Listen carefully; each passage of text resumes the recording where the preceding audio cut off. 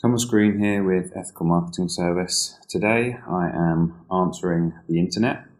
So the first question is, what was your biggest challenge when you opened your own business?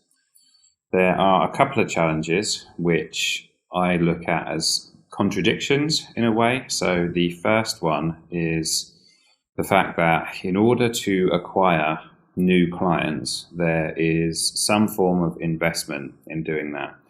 And you may look at it like advertising. So in order to acquire a client, you need to spend money on ads.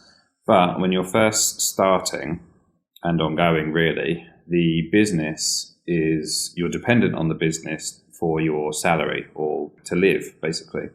So on the one hand, the business needs to spend money on acquiring new clients, and the other, you have to extract money from the business. No one knows about you when you're first starting. So it's basically the time where if you haven't had some sort of capital injection or venture capital, then you've got the least amount of money and the least amount of recurring revenue than you ever will have. And so on the one hand, you need to spend money in the business in order to acquire new business. And on the other hand, you have to rely on the business for your living. If you decide not to go down the route of advertising to save money when you're first starting, then it's about your time and your effort in order to acquire those clients. And again, it's another contradiction. So you have to put time and effort into acquiring them, so your hard work. But when you do get a client, you have to do the work in order to keep them. So whilst you're trying to do the work in order to keep them happy and to get paid, you also have to think about putting time and effort into acquiring a client. So that is the reason why I think it's particularly challenging when you first open your own business, is because you've got sort of a push-pull thing going on. Next question is, what are the key qualities you should look for when taking on a business partner? I think that a tendency which tends to happen when people are either looking for a business partner or hiring employees is that you tend to hire people or look for business partners who are like you.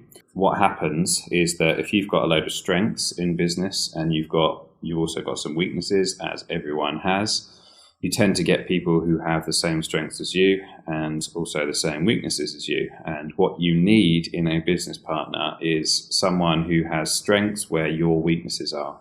And I got lucky with my business partner, as we have different strengths and different weaknesses.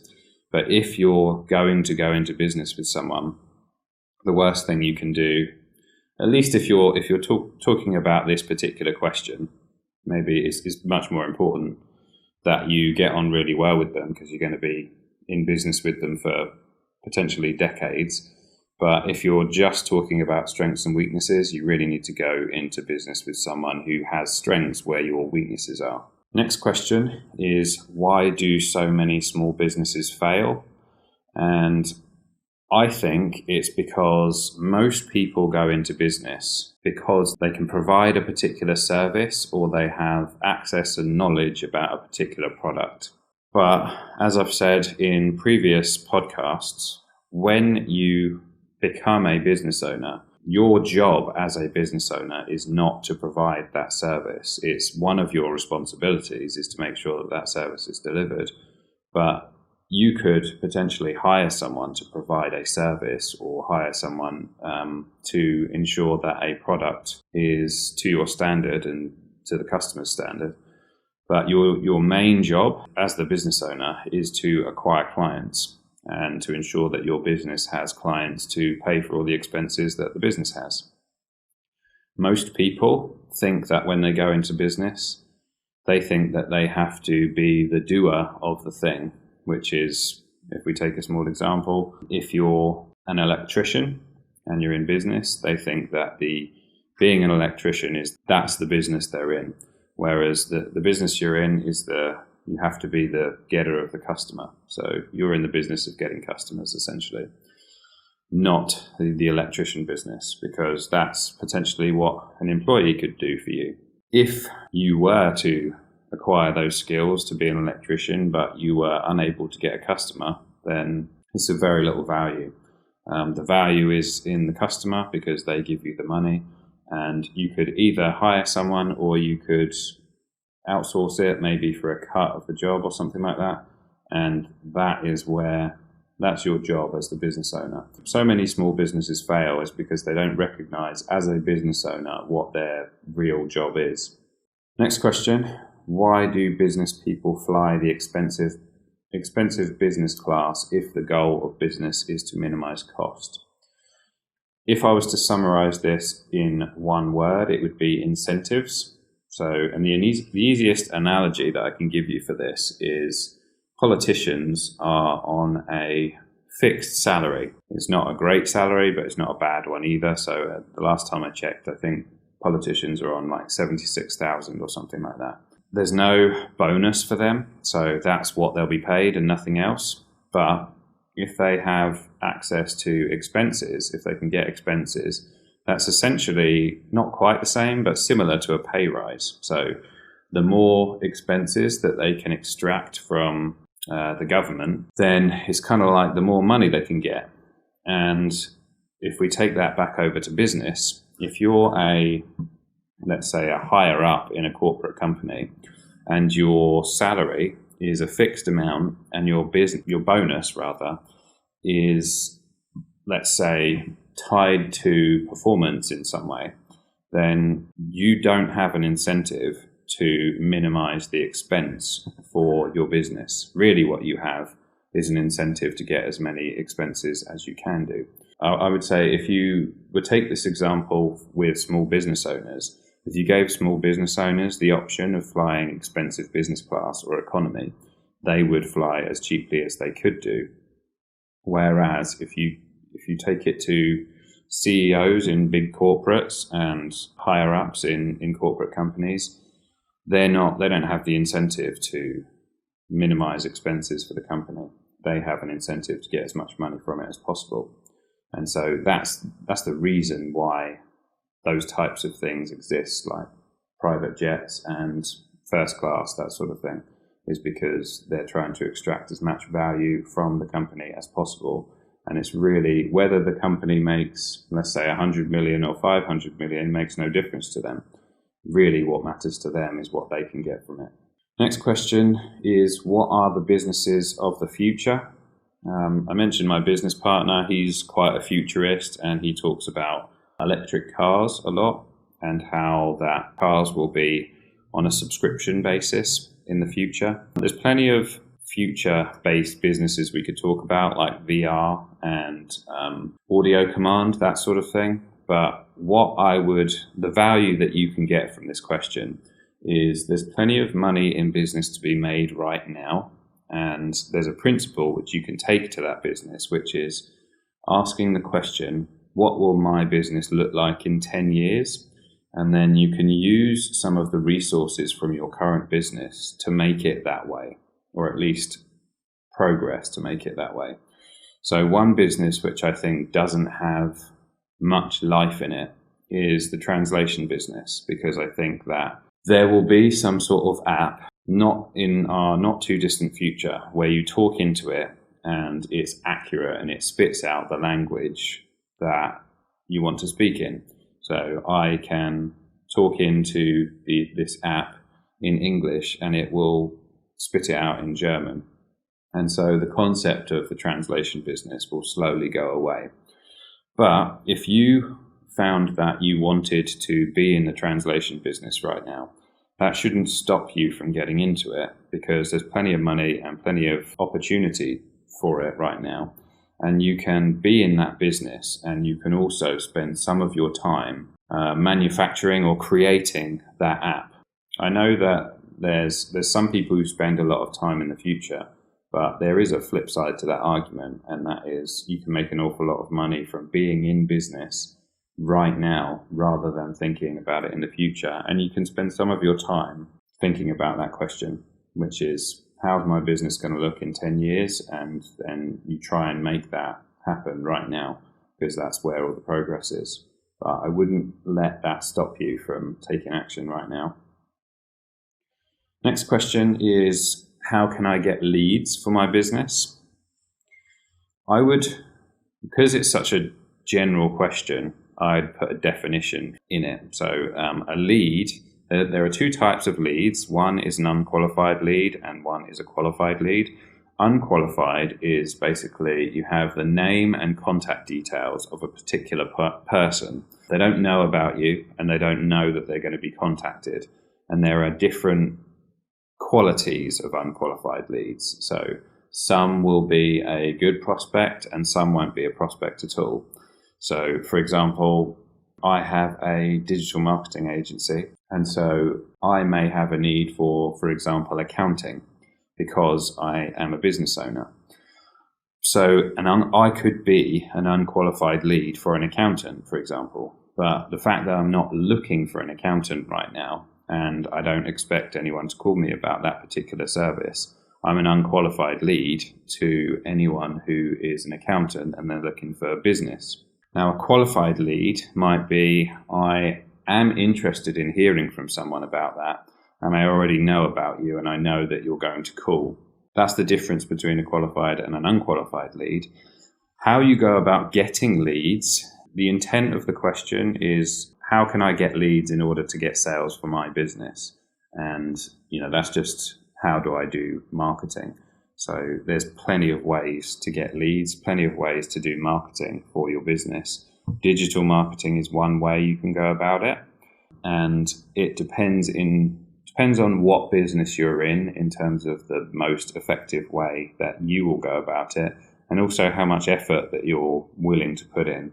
If you were in a particular business where, let's say, sales calls would be better for you, so, just cold calling random businesses and doing that all day, that might be a legitimate way for you to get leads. Whereas we do a lot of Google ads at Ethical Marketing Service, a very powerful way for businesses to get leads for their business.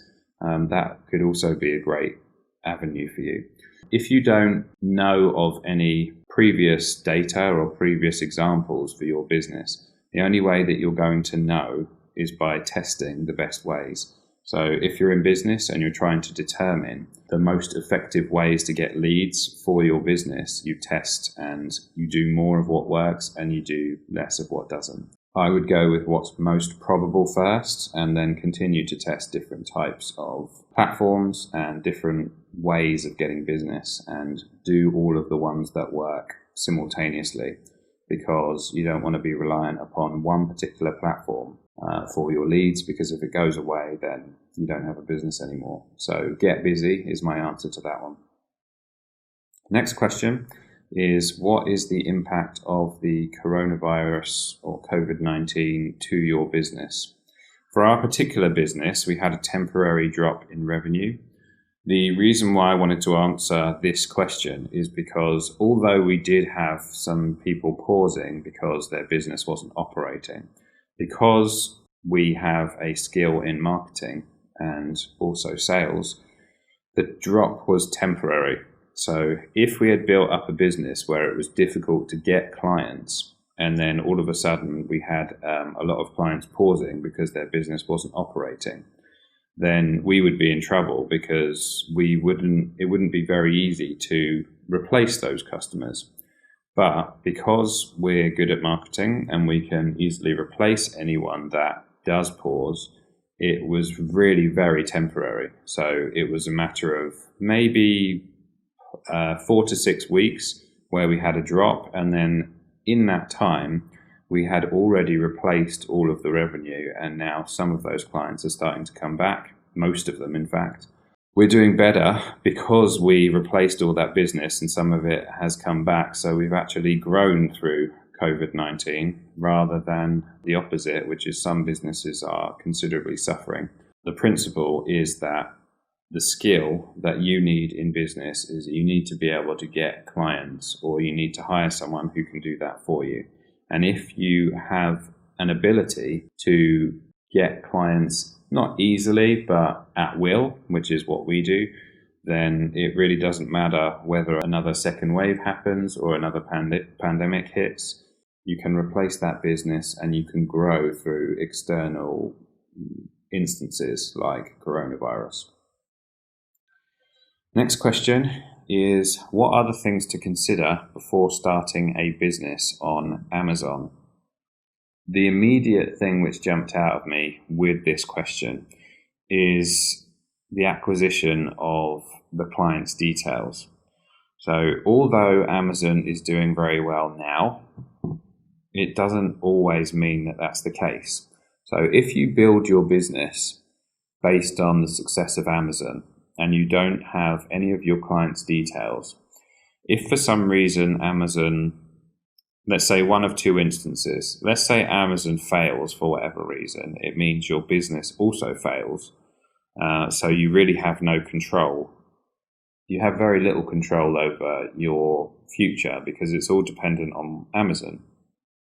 Secondly, if Amazon decides that it doesn't want to do business with you anymore, let's say it recognizes that you're doing well and it says, well, we want to be in that business as well, so we're just not going to do business with that merchant. Let's say it finds some way that you're not operating in the way that's within their terms and conditions, and you lose your ability to sell on Amazon, then you lose your business immediately. Whereas if you use Amazon as a way to acquire clients and you have them on your customer list and you are able to communicate with your clients, it means that you've used that platform to build your business. And if Amazon goes away, then you still have a business because you have all your clients and you can communicate with them. But you just need to replace that source of customers. One of the phrases that I learned from Dan Kennedy is the worst number in business is one. If you're reliant on one place to acquire your customers or one source of revenue for your business, then you're just one step away from being out of business. So you need to essentially have as many ways that you can get clients as possible. And if there is let's say a business between you and your client, then you need to mitigate against that by acquiring their details and communicating with them outside that platform. Next question is, how can I start an e-commerce business? The legality of that is you can just start an e-commerce business in the way that you can start any business. If you are referring to the tech, then Shopify is popular. I am a fan of WordPress just because it's the most popular system to use to create your website, and I happen to think that WooCommerce is a great plugin for WordPress. So we've got the legality, the tech, and you want the product and the way to acquire clients. So presumably, if you're talking about starting an e-commerce business, you have some sort of product in mind. If it's the case that you don't, then I've said in previous podcasts that if you were going to sell someone else's product, then you should approach people locally, because I actually think that affiliate marketing, where you do it online, where you sell other people's products, maybe drop shipping is an exception to this. But yeah, there's lots of opportunities locally that you can source where you sell other people's businesses. And in fact, there are some people who go around like supermarkets and big stores, for example, and they buy stuff which is on sort of like clearance prices, which you can get, which you can sell online for normal prices. And that's one way that you can do it. The drop shipping I mentioned in a previous episode, I would do Oberlo if you're going to do some sort of drop shipping. And then the acquisition of clients, it sort of comes back to what I said about getting leads, except in this instance, you'll be getting sales. So you need to test the best platforms that are right for you if you're going to drive traffic to an e-commerce site. And you can also use the platforms that already have a load of traffic. So places like Amazon, on eBay. There are some businesses which have basically took off as a result of only being on a couple of those platforms. And eBay, for example, they actually do product listing ads through Google on your behalf. So not only do they have a load of people on their website, they'll also advertise. So if you're going to start an e-commerce business, I would be on those platforms but I would also test digital marketing to drive people to your website. And I'd remember that you're acquiring a client, you're not just getting a sale. When someone buys from you, that's an opportunity to stay in touch with them, be of value, and then get a repeat sale. Next question is, what are good ways to attract clients for our business? I've talked a lot about differentiation. It's about what's in it for them. It's not about what's in it for you. So you attract people by being different, by doing more than other businesses in your market.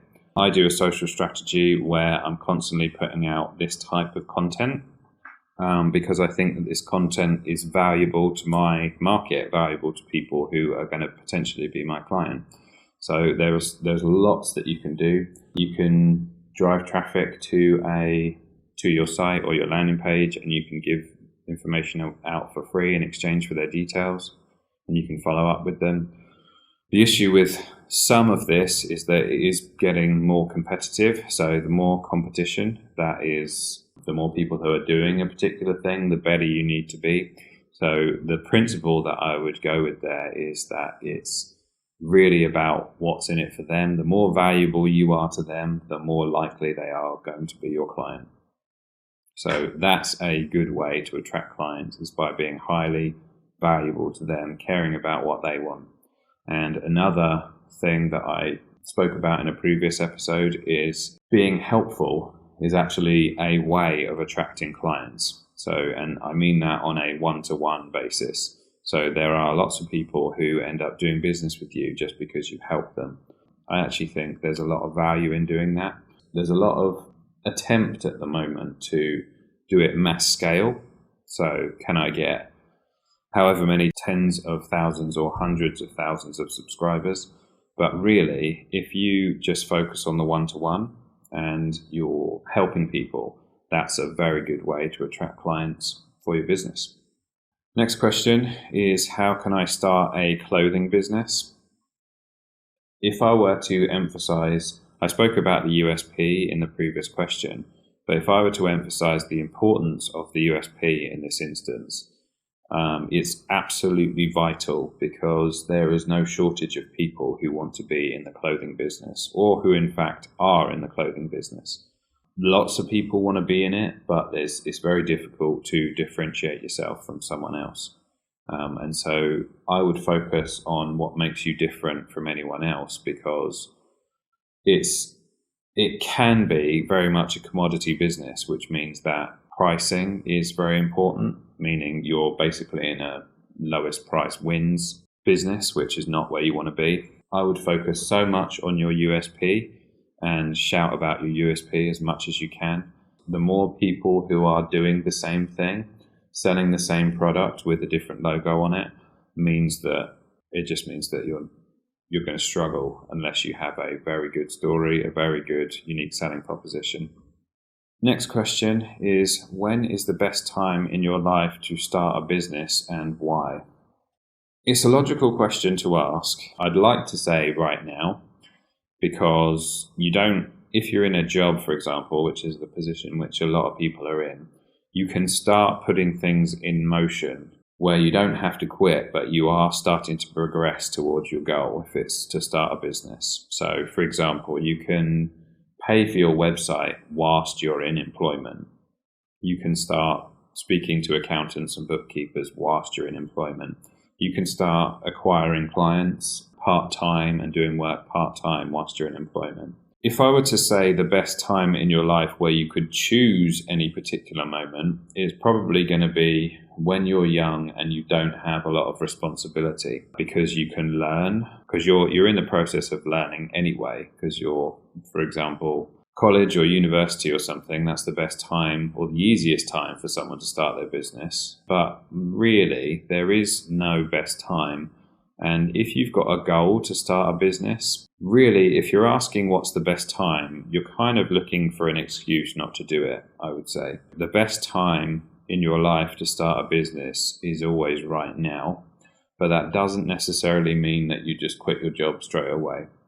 You need to know that there's a demand for what you're doing, You need to be well prepared. You need to have some sort of cash buffer for a certain period of time. Once you've got all those things, then it's the case that, okay, if I throw myself into this, can I support myself until I can grow my business?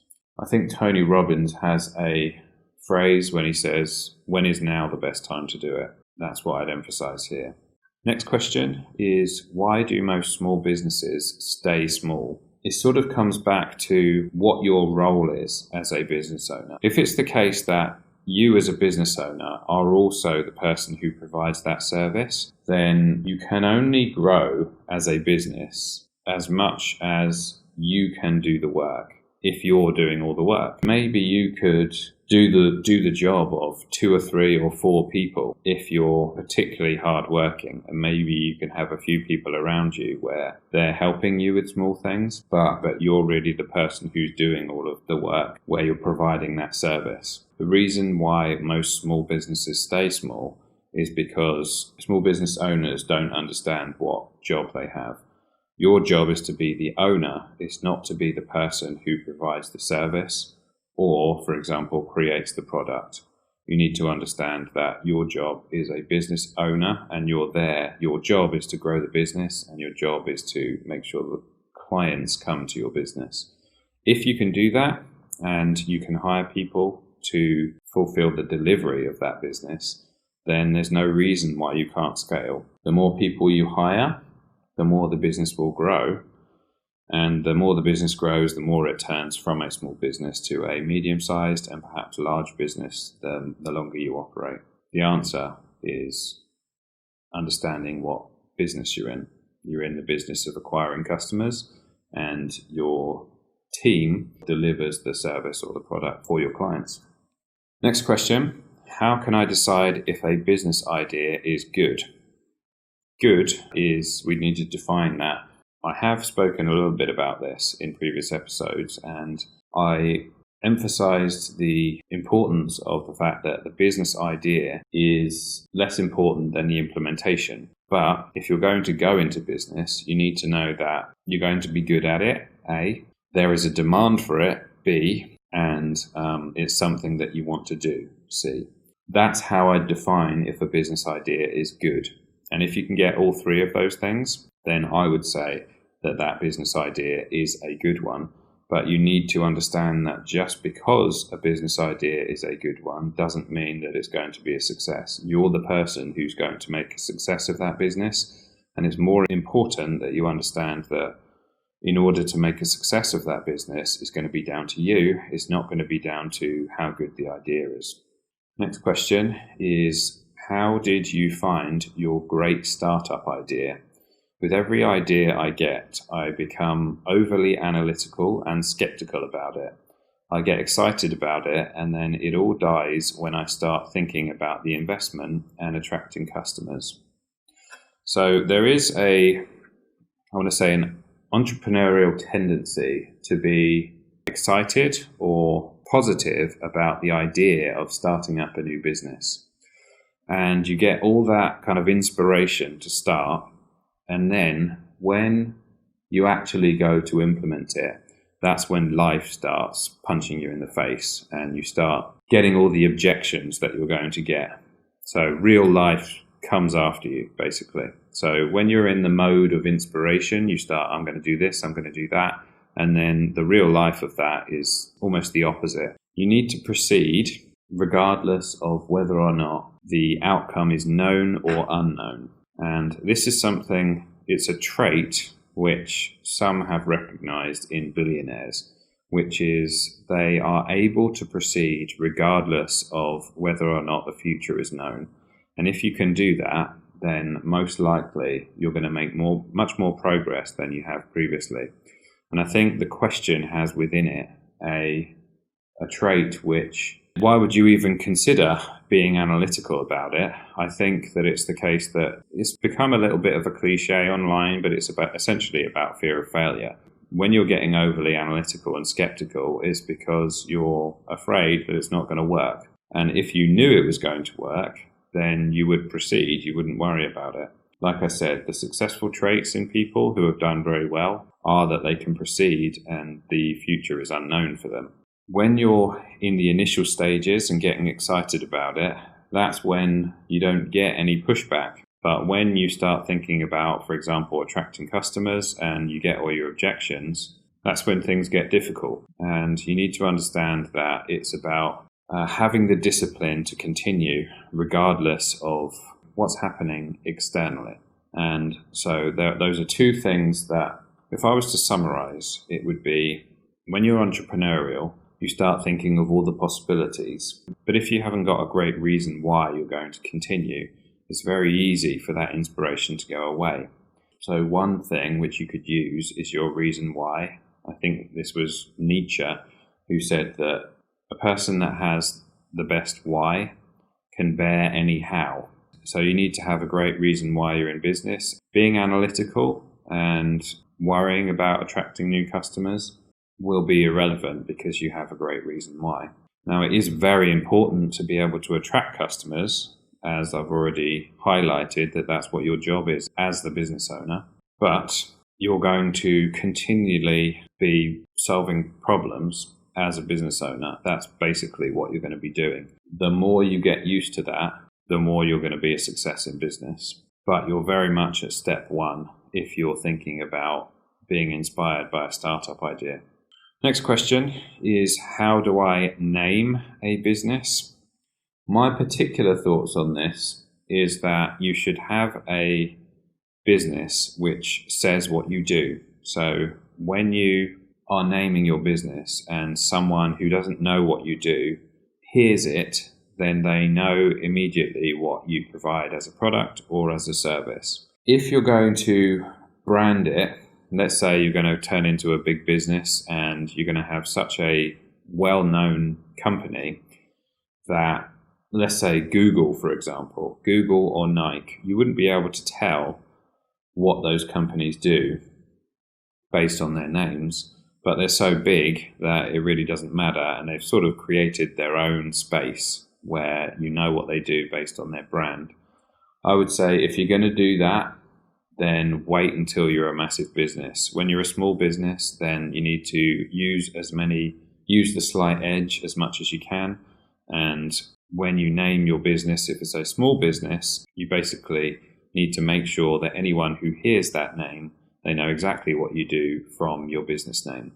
Now, there isn't a right or wrong way to go about it. There's just a way which makes it more likely that someone is going to do business with you. So an example of that is, we were at an awards ceremony and there were lots and lots of businesses where they were being nominated within a particular category. And when you compared it to Ethical Marketing Service, you knew immediately what we did as a company because it's all within our company name. Whereas there were lots of businesses which I didn't know what they did. And the probability that someone was going to do business with us because they knew that we offered a ethical marketing service was much higher than someone who perhaps would have to find out what someone did before they decided. That's one principle that I think that you should go with if you're a small business. If you decide to name your business as something which has no resemblance of what you do, so Google is a search engine, it's that their company name is not Google search engine, it's just Google, then you're adding in an additional step. First, someone needs to find out what it is that you do before they decide to go into business with you.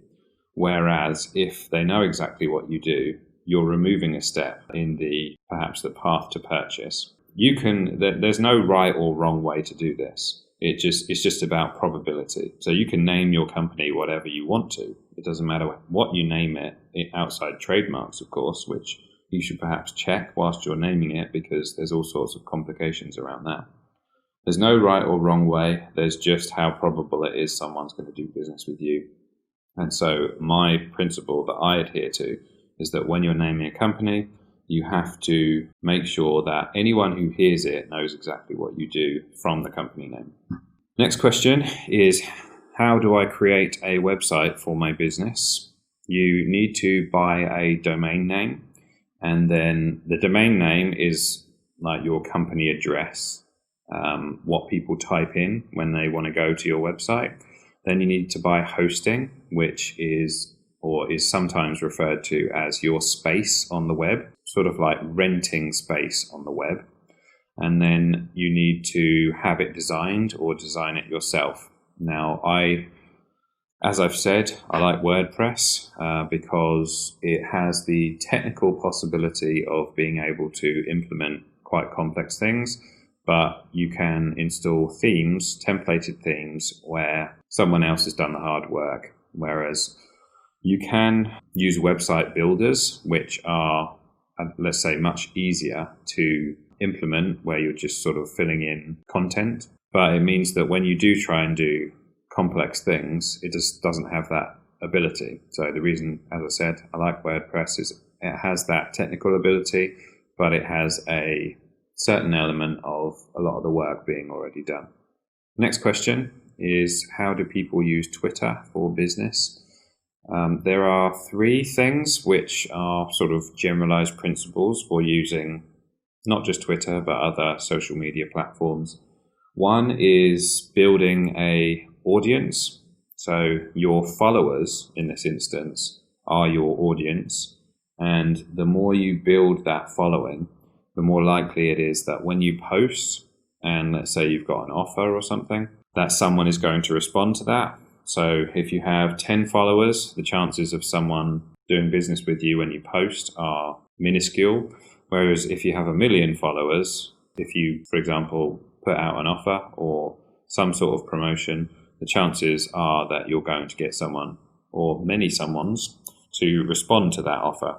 That's one way. Another way is to use it as a path to purchase. So there's many instances where someone will check you out on social media before they decide to do business with you. I would argue that most businesses, that's the use of Twitter for them. If you had a post from 3 years ago and it hasn't been updated since, that may tell someone that you're not active on social, and it's more of a negative than anything. Whereas if you're regularly active and let's say you respond to messages and that sort of thing, it gives someone it's not the defining factor, but it gives someone a bit more peace of mind before they decide to do business with you. And then the third category, if you like, for how businesses use social media and Twitter is the advertising section of it. So not only can you use Twitter to build your following, but you can also use it to acquire clients via the advertising. And those are the 3 things or categories that you can use in order to use Twitter for your business. Next question is, what are some tips for building a startup while working a full-time job? I touched on this slightly on a previous question, and it was, you do the things, you get prepared for all the things that you can do whilst you're in a full-time job.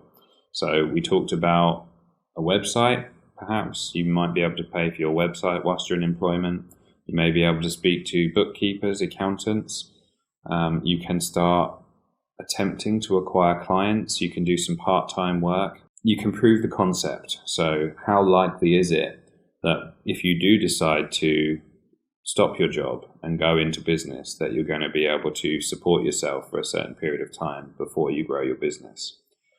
I think some of the mistakes that people make are that they go into it, but there's no proof of concept, and they basically haven't got all the things they need, and they need to get prepared after they quit their job. And I think that you can do a lot in the evenings and the weekends whilst you're actually still in employment. It does take a lot of time to realize whether or not you have a good, quote unquote, way of getting clients. That's one thing which I didn't mention, which I think is very important. If you go and quit your job, are you going to be able to get clients for yourself on a ongoing basis? Because when you do go out to the market and say, this is what I do, most people say, I don't really care about that. It's very important for you to know that you're going to be able to get those clients. And that's what I'd emphasize the most. are you going to be able to get your clients, because they're going to be the thing which supports your business. Next question is, how can I destroy the mental block that prevents me from investing or starting a business? I touched upon this slightly, which was the mental block is, can you proceed when the outcome is unknown? Let's say for a second, theoretically, you could know in advance that you will definitely be successful with your business. There would be no mental block, you just do it. So really, the only mental block is that you're not sure whether or not, when you start a business, that it will be successful. And no one ever is. So you need to be able to proceed whether you know that it will work or not. And one way you can go about doing that is looking at it like, every single step I take closer to my goal, I am learning. It's a beneficial thing to take action and to start your business, because it's going to be progress for you, and everything that you do, regardless of whether it works or it doesn't work, is going to be beneficial to you. And so that's the way that you destroy that mental block. Next question is, how do ethics matter in business? Our company is called Ethical Marketing Service, so I happen to think this is a very important question. This is personal to me. So some people in business really don't care about ethics, but I place it at a very high priority for me, because I don't think, Jim Rohn used to say, be careful who you become in pursuit of what you want. I think that's the best way to answer that question, because I want to be proud of myself rather than have success in business. I did business coaching for a long while, and what I established was that the main reason I'm doing what I'm doing is in order to be proud of myself. When it got right down to it, it wasn't about the money. It wasn't about external gratification, because that can change regardless. So people's opinions of you can change whether they're right or they're wrong. What really matters is that you're proud of yourself and what you've accomplished at the end of the day. And so ethics matter, because if you're unethical or you do something which you will regret in the future, although you have business success, you're not going to care about that. And there are an awful lot of people in business who, let's say they're depressed or they don't care about their business success, they just get used to it. There are an awful lot of billionaires who are addicts, or they're unhappy with their life. So ethics matter an awful lot in business, because I think the end goal, or the driving reason why we do what we do, is to be proud of ourselves. And I don't think that you can be proud of yourself if you've acted in a way that is unethical, or is a way that you're going to regret in the future. And that's why ethics matter in business. Next question is, what are the best movies about business? I particularly like The Founder, not because of the main character, because that's an example of, he's a bit of a charlatan, but the lesson that is within that film is about how you set up systems, and how McDonald's was first started, and how they created their first ever restaurant, and how that looked from a systemization perspective. So if you're interested in creating systems within your business, I highly recommend the film The Founder. Next question is, how can you overcome the fear of starting a business? I've mentioned that a couple of times in this podcast, which is, you overcome the fear of starting a business by recognizing that you're not going to know whether it will work or not. And with every step that you take, which is progressively realizing your goal, you're going to learn and you'll be better as a result of it. And you also need to recognize that the trait within successful people is being able to act and not know the outcome. Next question is, what business ideas make people billionaires? Business is about helping other people. And so if you want to be a billionaire, you need to have an idea or implement a business idea which has the possibility of helping 1 billion people. If you start a local business, it has not much chance of being able to help 1 billion people. And so there is no way that you're going to start a local business and become a billionaire. So you need to ask yourself the question, does my business have the possibility of helping 1 billion people? And if it does, then at the end of the success of your business, you have at least a small possibility of becoming a billionaire. There's obviously no guarantee in any type of business. When you implement that idea, because that is where the value is, it's not in the business idea, it's in the implementation. Does it have the possibility of helping 1 billion people? If it does, then maybe you will be a billionaire. I would also add that, do you have a good reason why you would like to be a billionaire? And not many people do, unless, of course, you're thinking about it from the perspective of, if my business reaches 1 billion people, then they will be significantly better off than they are now. Maybe that is a good reason why you would want to be a billionaire. But it's not necessarily about the money. Let's say you wanted to make 100 million versus 1 billion. Your lifestyle isn't going to change very much based on those two examples. And the last question is, what is the difference between a business owner and an entrepreneur? A business owner is someone who is in a particular industry. I am in the digital marketing industry, and that would be an example of a business owner. An entrepreneur is, maybe they start off in a particular industry, for example, a digital marketing industry, but then they don't stop there. They also enter other industries, and they are constantly thinking about the next industry they're going to enter into. They are constantly solving problems for people, and it doesn't really matter that a particular business is inside or outside their existing industry. They want to be in that industry. An example of an entrepreneur is Richard Branson. So Richard Branson is regularly entering other industries with his brand Virgin. He had Virgin Megastores. He's done Virgin Cola. I think he did Virgin Weddings, and he's dabbling in, I think, space travel, and he also started Virgin Cruise Lines. That's an example of an entrepreneur. A business owner is someone who finds an industry, they're the owner of that business, but they don't have much of an intention of being in a different one. So that is the main difference, I would say, between a business owner and an entrepreneur. If you have questions that you'd like me to answer, feel free to put them in the comments. And if you'd like help with your digital marketing, visit us at ethicalmarketingservice.com, and I'll speak to you soon.